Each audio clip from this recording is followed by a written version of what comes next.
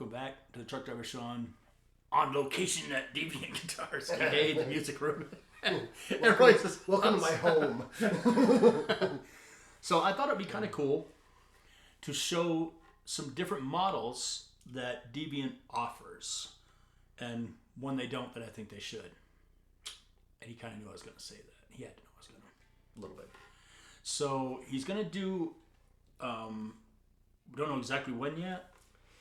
I'm only saying that because it's changed a couple times. Yeah, I mean, ideally, I was anticipating to start here in October, so it gives me a little over a month, but I've got some orders rolling in, and finances, that kind of stuff. I don't know. Well, independent builder problems? They exist. Yeah. The goal is October. Realistically, I don't know. Nobody's submitted any pre-orders yet, so we're winging it. That's right. But this is what it's going to be based on, and that is the Reaper model. Yep. Okay? You got reverse headstock, lock-in tuners. Yours will come with a hip shot bridge, correct? Yep. Hip shot bridge, even though this one doesn't. Do not look at the bridge. Is it going to be single volume, 3-way toggle?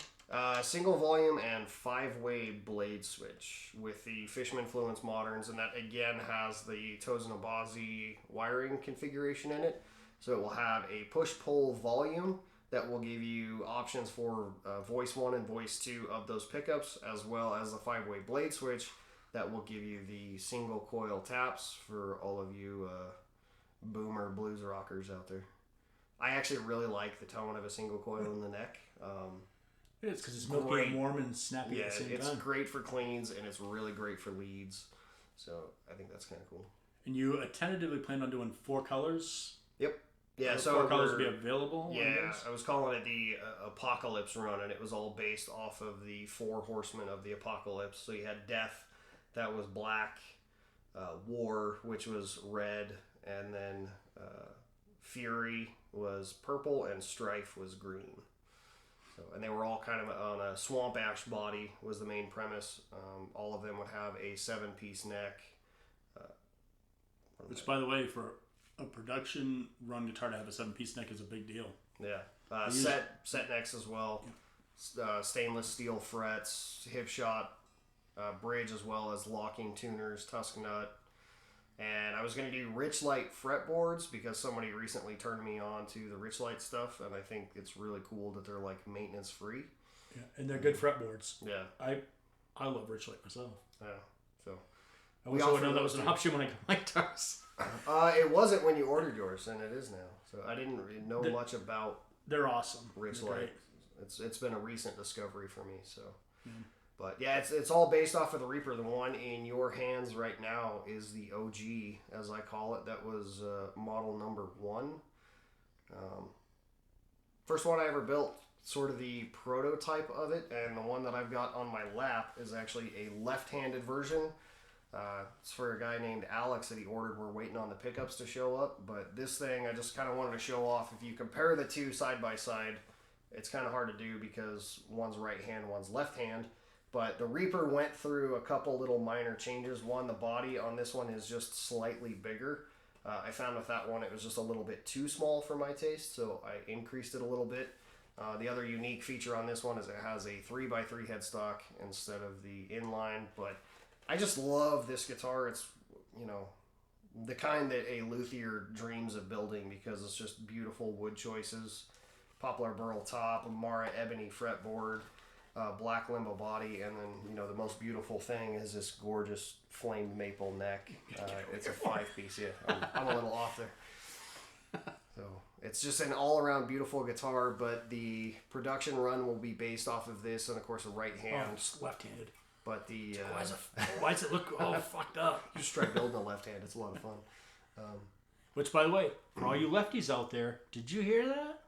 What handed is this? Left. Because it ain't right, yo. That's right. If you want a left-handed guitar, I will build you one. And just like Kiesel, we don't charge more because you're wrong. That's awesome. Hate to steal something from Kiesel, but that is funny. But again, you see that burl? Look at that sexy motherfucker right there. Oh, look at it. Looky. Now, I'm going to tell you something right now that's kind of funny. I have had burl tops on guitars that were veneers. A real burl top is infinitely different. It just is. The depth of it, the inconsistency of it. A real burl top is a beautiful thing. And, that's just so cool. Normally, so that the prototype, the Reaper, was a carved top. And if you look at it, it's got, a smooth slope from side to side, and just kind of this even curve going around it. This one is a flat top. And the reason for that is the customer that ordered it, he didn't like that veneer look that you're talking about. And getting poplar burl in a carved top kind of configuration is just almost impossible to find. Because when these guys crack open a poplar burl tree that's got just beautiful figure in it, they sell it for big money as thin as they possibly can. So this one is a 1/4 inch top though, and what we did was a false binding around it. So I just took a round over and a router, and that kind of gives you the false binding sort of natural edge look, and I think it just came out really good. But the production run being solid swamp ash will have a bevel on the top, and then of course one down here as well for access. But that's the Reaper. Yeah. My number one selling guitar, and probably my personal favorite, actually. Mine's a Lynchpin. Alright, so what's next? Next we'll go to prototype number 2. All my guitars are prototypes. This is the Leviathan. It's a flying V-style. I don't want to say that because Gibson will probably sue me. Can't use it's a sitting V style. Yes, it's a V. It's similar to a Rhodes style. It's an offset V as well. It's not like a King V or a traditional flying V. This other leg is a little bit smaller, but not to the Rhodes style. She's a little handicapped. Yeah. The thing that I like about this one is, of course, the extreme bevels, and then the access up here for your hand, and then of course the back. All of my guitars, of course, are set necks, and the reason for that is access and sustain. I love sustain, and that having that neck permanently fixed in there, solid, bonded all the way around versus bolts, just gives you that little extra sustain. Some would argue that a neck through gives you even more, and it probably does, but it's a pain in the ass. It is a pain in the ass, and it doesn't look as good either. Like that top. Yeah. It's impressive. Wow. So this one was, of course, the prototype Leviathan, and it's one that I personally built myself. It's a 27-inch scale, ebony fretboard, another 7-piece neck on there. That's Wenge, Padauk, and Maple. Wenge. And this is a swamp ash body with the open pore finish on it, so you can really see the grain. And the top is kind of unique. It's myrtle wood burl, so it's a pretty rare one out there. I mean, there's lots of myrtle wood, but not a lot of guitar builders use it. It's got a very unique tone and color figure to it, and that's just a black burst on it. Evertune bridge, Fishman Fluence Moderns, both push-pull pots for voice 1 and 2. I wish I would have done the 5-way blade on this one and got rid of the tone, because who the fuck wants a tone knob anyway? No, man. No. Knuckle beaters is what I call them. Yeah. I like to have this do my volume and nothing there. I call it the confusion knob. It's the trying to figure out why the hell my guitar sounds like crap, and then you realize somehow your tone knob got rolled. So confusion knob. That's so damn brilliant. Nobody that plays metal ever messes with the damn tone knob. It's on or off. Yeah. That's what I like about yours. They're on or off. Yeah, mine's set up for dum-dums.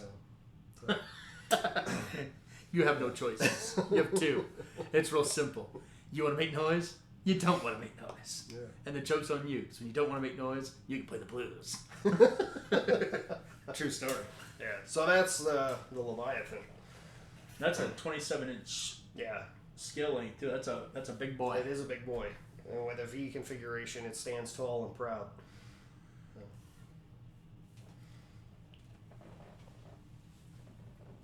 What's next? You want to talk about the one that we don't talk about? Let's talk about the one we don't talk about. This is the one we don't talk about. And it's awesome. Oddly enough. And we're done talking about it. No. I truly think this should just be part of the run. And it's, if you're a precision guitar player, you're into very progressive stuff. This guitar, everything about this guitar will make you woolly as strong as this guitar. So this one was... and I'm stuck. So this guitar, this particular body shape model style was the first ever guitar that I built. There's two of them sitting in the corner over there that you guys can't see. I made a post about it a while back. But the whole premise behind this design was, one, I wanted something very unique, something that really kind of stood out as its own sort of signature look, which is funny because when I started, I never thought I would be building guitars for other people. I started as just wanting to build one for myself and then quickly became addicted. But it was also built solely for ergonomics. It takes a lot of the designs from a headless style, so you can play in a classical position. It's got the leg cut out, and then just like any other Super Strat, you can throw it over your other leg, whatever you want. But it does have some kind of unique horn shapes, and that was just me really trying to be different. And of course, I love reverse headstocks. They're probably my favorite. And headstock design is the bane of every luthier's existence. If you don't know, don't ask a guitar builder to design you a headstock. He'll probably beat you with it. At least I will. I have two that are available, and you get to choose from those. Because I hate designing headstocks. It's a pain in the ass. And both of his, if you're a modern player, they will service any of your needs. They're great. And I think even if you used to make like a classic guitar, like for someone who played country, like modern country, I even think the 3-3 headstock on like a single cut body or something, or a telly-shaped body would go very well. It doesn't have to be a reverse headstock either. I do right and left hand on the inline. Not real commonly known. It's kind of a special request thing, but just let me know if that's what you want and that's what you're into. I have built guitars for people that don't like inverted headstocks. They wanted them up top in a traditional position, and so that's where we put them. That's an easy thing to do. I can flip that around. I just don't like designing them from the ground up because I'm very, very finicky about straight string pull. And you notice all of them, no matter which one you're looking at, they all have that straight pull. It helps with tuning stability and sound overall. It also helps you to sustain because even though everybody considers this the point of contact, when you're talking about sustain, this is your point of contact. This is your point of contact to the bevels on the back of the body. That's your point of contact. A and B. That's how it works, folks. Yeah. So, this one, maple burl, swamp ash body. It was all stained blue, flame maple neck. This was the second ever build that I did. So I built a total of 4 of this shape, and all of them were made by hand before I started using CNC technology. And when I switched over to CNC, things kind of started to grow. I started getting requests from people, and I kind of switched gears, and this one has just sort of become forgotten about. They live in my personal collection, but I do plan on bringing this shape back. I want to make a couple little small tweaks to improve it and just make it look even more Deviant-esque than it does right now, but it is a nice, phenomenal guitar. It's a multi-scale 27 to 25 and a half inch with my favorite Seymour Duncan, and that is the Pegasus bridge. And it plays really, really... It was fun to play. Just ignore this other knob down here. It was put in by accident. Meaning it was early in my guitar building career, and I didn't know you could build guitars without tone knobs. Until I started building guitars, I was like, what? Just chuck it. And yeah. Technically, you should tell you this is the one you should be paying attention to, because no one wants the knuckle dragger. Yeah. He's right. I'm always right. Shit. So, do we show them mine, or do we go with the cool stuff? No, let's show them yours. We'll stick with guitars that are assembled. All right. And if you've seen my other videos, the previous ones, this is the Lynchpin, which is sort of like the marriage of a Tele, a Super Strat, and a Jazzmaster. Kind of takes what's cool in Aesthetically pleasing from all three of those, puts them into one. Nice 6-in-line reverse headstock. It's just great. Stainless steel frets, ebony fretboard, 7-piece neck. And the only thing we need to say is wenge. And fucking Chase Lewis. Hip shot hardware, stem to stern, which I believe we can probably stop saying that. Pretty much if you get a guitar, unless you specifically want something else, you're going to get a hip shot setup. Yeah. I mean, if you want to talk about it, hip shot tuners are the only thing that I will use. There's a reason for it. I've had quality issues with other brands, and they're just one that I can know and trust. So you will get hip shot locking tuners unless you specify that you do not want the locking feature, in which case, I don't know why you would ever want to downgrade, but okay. I'll oblige. And hip shot bridge, the hardtail that's like in that one. That's not actually the hardtail. I don't remember what they call it. Just the fixed bridge. Hip shot fixed bridge. The hardtail looks more like something you would see on an old Stratocaster. And of course, Evertune I will use as well. There's the Floyd Rose Pro model is the only one that I really like. I've also done guitars with the Goto version of the Floyd. That thing's pretty cool. It's a little bit different. If you want one of those, I can track one down. They are getting harder and harder to find, though. Everybody's kind of swooping them up as it's the most popular thing. And the Shaler Hans bridge. Those are the options on bridge hardware that I deal in. Shaler Hans. Yeah. And speaking of Shaler, we'll show off Mr. Wenge's guitar here. Chase Lewis. So this one is for Chase Lewis Terrible Sounds on YouTube. Go check him out. Him and Sean are good buddies. They do cool gear reviews type stuff videos. But he ordered this one from me, and that inlay is pretty sweet. That's Blackbeard's flag. Chase is a big pirate guy, and so we built this Grimoire for him. Those of you that don't know, the Grimoire was named and inspired by Taylor Danley. He's also got a YouTube channel, so we're going to do another one for him as well. He's got a black one that he's had for about a year now. He puts it in a lot of videos. He seems to be enjoying it. But this one will have the Shaler Hans bridge. We're going to do the Will Adler series, Fishman, Fluence pickups. But this one is kind of cool. It's got a 12,000-year-old bog oak top on it, and as a guitar builder, most people probably don't give a shit, but it gets my wood hard, if you know what I mean. It looks phenomenal. And right now it's in raw form. It hasn't even really been sanded or anything, and you can't see all the cool detail that you'll get when it gets clear coated. It really comes to life, and this stuff almost looks like stone, and I think that's what I really love about it. But ebony fretboard, matching headstock veneer, of course, on it as well. I keep forgetting the lenses over there. And this also has a roasted maple 7-piece neck in it. It's got wenge and purple heart. So, and then a mahogany body. So this is the Grimoire. Built to summon evil. That's gonna be a cool guitar when it's finished. Yeah, it is. It's beautiful. Should accidentally send it to my house. It'll irritate the shit out of me. I don't think I could do that to him. Yeah, you could. I could do it to you, but not to him. He's too nice. Oh, if you only know him in real life. Call his wife, she'll tell on him. All right, and last one of the run is the newest addition to the bunch. I had a lot of people reach out to me and ask why I don't make an X-shaped guitar.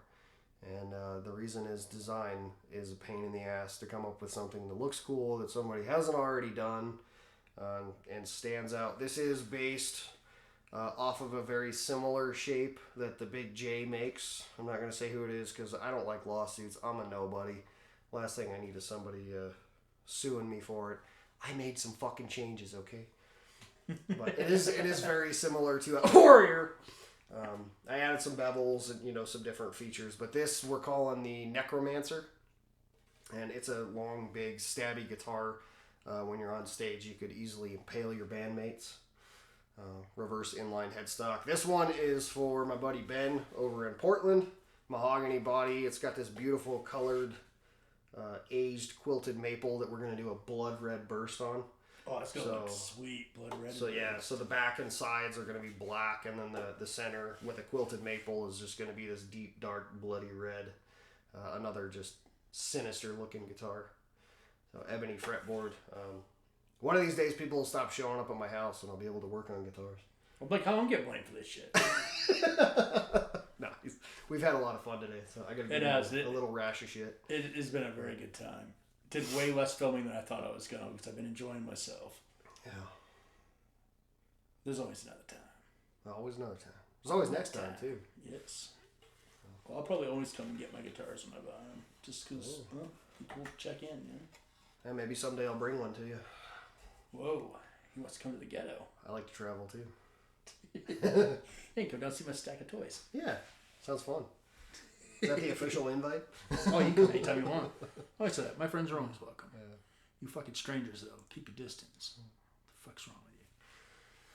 But yeah, that's his models. And there's no other models you have that's not here. That covers it. That's one of everything that 1, 2, I offer. 3, 4, 5, 6. 6. Right? So Reaper and Lynchpin pricing currently starts at $1,200. If you're interested, let me know now because prices of everything are going up, which means unfortunately my prices are going to have to increase in the very near future as well. The Leviathan, Grimoire, and Necromancer pricing starts at $1,400. The reason is they take a lot more wood.